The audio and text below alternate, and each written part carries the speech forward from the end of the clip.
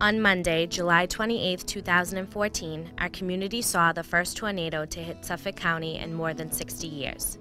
Later categorized as an EF2 tornado by the National Weather Service, the twister touched down just after 9:30 a.m. in Chelsea and moved across the Chelsea River into Revere, causing a path of destruction 2 miles long and nearly a half a mile wide. Carrying winds as high as 120 miles per hour, the powerful storm immobilized Revere's Central Business District on Broadway and the surrounding quiet residential neighborhoods, leaving a scene of stunned confusion.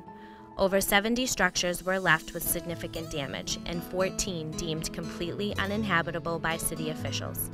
The City of Revere's Fire Chief Gene Doherty was one of the first to respond. We started getting calls right away. So many calls that I went to a couple myself and come across downed trees and wires, and just at that point still couldn't figure it out other than, geez, we just got a lot of wind and a lot of rain.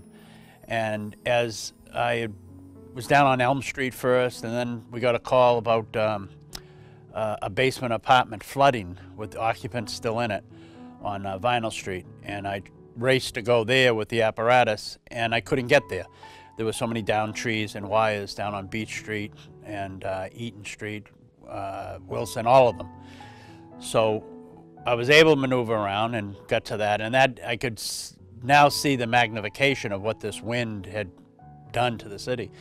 You could see that the roof had been pulled off at NC Auto there on Herman Street, and the amount of trees and devastation from the wind, just from that alone with the down wires, was unbelievable. So the calls were coming in fast and furious at the fire department. Well, obviously my heart goes out to the poor people that had the most damage. The Parkway homes, there's 4 or 5 of them right there, people on Taft Street and going down. Some of the businesses, like I said, the garage off Broadway on Herman Street, the garages down on the Broadway Circle. It seems like it's a very slow and arduous process for them dealing with the insurance companies and maybe getting the proper contractors. Your heart really goes out to those people that own those homes and the work that they have to put into it, and a lot of out-of-pocket expenses the insurance doesn't cover. That's the tough part. Although the total damage estimated is in the millions, with the extreme rarity of the tornado in Revere, a vast majority of the costs incurred will not be covered by private insurance.